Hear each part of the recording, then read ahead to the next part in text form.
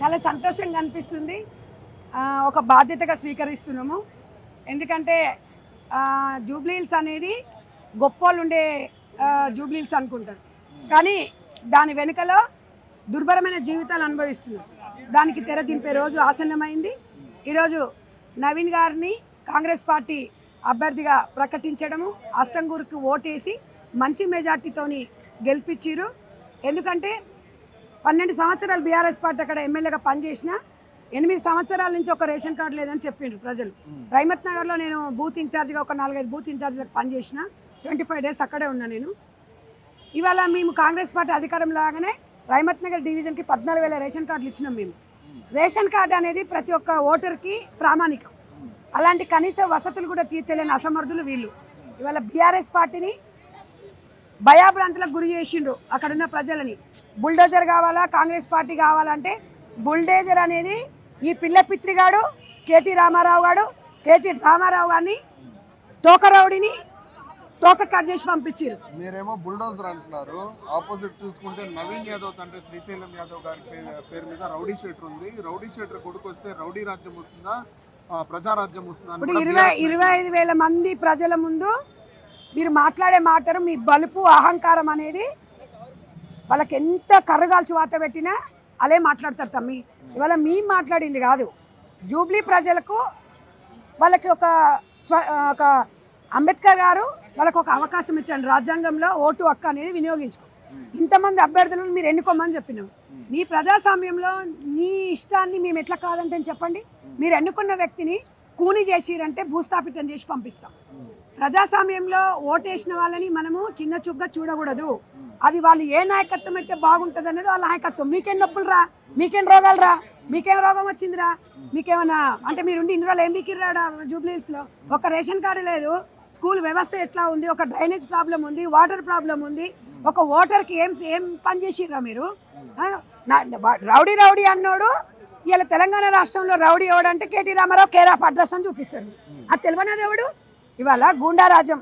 ఇదే ఉప ఎన్నికలలో, మున్గోడు ఉప ఎన్నికలలో కేసీఆర్ గారు ఒక మాట అహంకారంతో అన్నాడు. మరి అది కర్మ సిద్ధాంతం వాళ్ళకే ఇచ్చినట్టుంది. మీరు పాలిచ్చే ఆవు కావాలా, గడ్డి తినే దున్నపోతు కావాలన్నారు. ఇక్కడ గడ్డి తినే దున్నపోతు ఎవరైండ్రు? బీఆర్ఎస్ పార్టీ అయింది. కర్మ ఇచ్చింది, కర్మ సిద్ధాంతం పామోదులో వండబెట్టింది. పాలిచ్చే ఆవును ప్రజలు కోరుకున్నారు. నవీన్ తమ్ముడిని ఎవడైతే రౌడీ అయినా నాలుక జీల్స్తాము, తోలొలుస్తాం.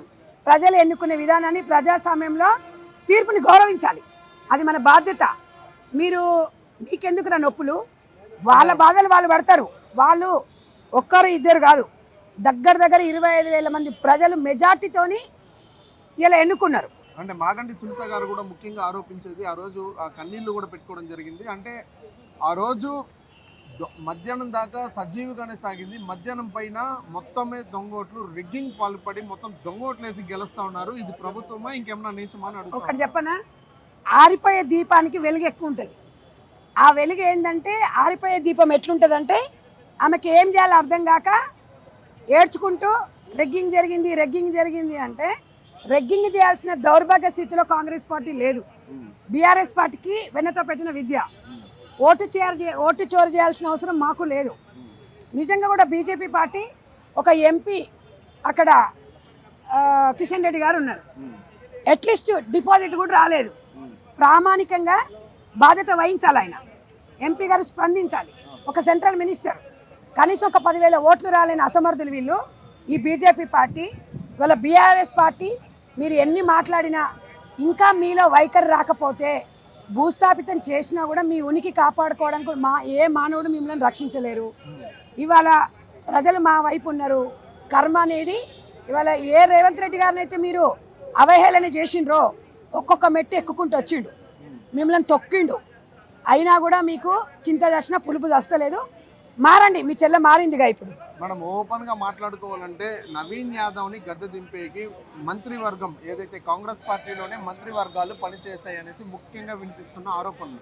నవీన్ యాదవ్ గారిని ఎమ్మెల్యే కాకుండా చేయడానికి కాంగ్రెస్ పార్టీలోనే కొన్ని వర్గాలు పనిచేసినాయి.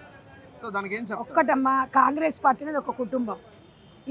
మనము గాలి మాటలు మనం మాట్లాడడానికి స్పందించాల్సిన అవసరం లేదు.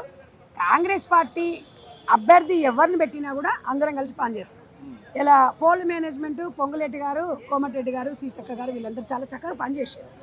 ఇవన్నీ మనము ఊహాగానాలకు సమాధానం చెప్పాల్సిన అవసరం లేదు. కాంగ్రెస్ పార్టీ ఒక బీసీ బిడ్డకి అవకాశం ఇచ్చింది. ఆ బీసీ బిడ్డ కోసం అందరం పనిచేసాం. స్థాయి మంచి మంచి స్థాయి వాళ్ళు కూడా వచ్చి పనిచేసాం. మేమందరం కాంగ్రెస్ పార్టీ కుటుంబ సభ్యులు. అలాంటిది ఎవరికి ఉండదు. రేవంత్ అన్న నాయకత్వాన్ని బలంగా కోరుకున్నారు. ఇవాళ హిందూ ముస్లింలు బాయ్ బాయ్ అనే ఒక నినాదంతో ముందుకెళ్ళినాము. మైనార్టీ సోదరులకు కూడా ధన్యవాదాలు తెలుపుకుంటున్నాను. కలిసి పని చేసుకోవాలి. మైనార్టీలు అంటే ఏదో చీడపురుగుల్లాగా చూసే ఈ పార్టీలకు తగిన బుద్ధి చెప్పాలి. రాజ్యాంగం అందరికి కల్పించింది, అందరం బ్రతకాలి, అందరం హ్యాపీగా ఉండాలనే నినాదంతో ముందుకు పోతున్నాము. చివరిగా మీ తమ్ముడు అయినటువంటి నవీన్ యాదవ్ గారు ఆ అసెంబ్లీలో అడుగు పెట్టబోతున్నారు. మీకు ఎలా అనిపిస్తుంది? చాలా హ్యాపీగా ఉంది. నిన్నమన్నటి వరకు మహమ్మర్ తిరిగిన తమ్ముడు అసెంబ్లీలో అడుగు పెడుతున్నాడు. విద్యావంతుడు. ఇవాళ నవీన్ నవీన్ నవీన్ అనేది ప్రతి ఒక్కరికి కేసీఆర్ కుటుంబానికి చుచ్చు ఓపించింది. ఇవాళ మొగుడు కొడక ఏ రౌడీ అన్నారో రౌడీలకు రౌడీగానే ఉండాలి. మీలాంటి యదవలకి తాట తీస్తాడు. కానీ చాలా మంచి వ్యక్తి. మరి ఆ అబ్బాయిని చూస్తే వీళ్ళకి ఎట్లా అనాలో నాకు తెలియదు. కానీ ఒకటన్నా ప్రూఫ్ చేయించాలి కదా. ప్రూఫ్ చేపిస్తే మగోడు. ఈ పీకే గాడు కేకే గాడు వాడు సర్వే చేసిండు మొన్న.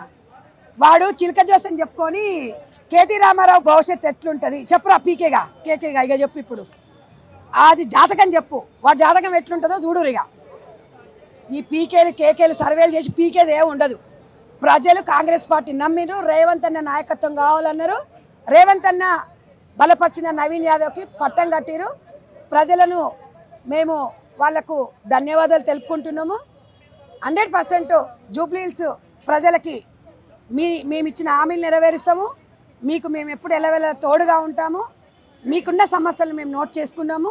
గాంధీ భవన్ కూడా అప్డేట్ చేశాము. డెఫినెట్గా మీకు మంచి రోజులు రాబోతున్నాయి. 100% అభివృద్ధి అనేది ఆగదు.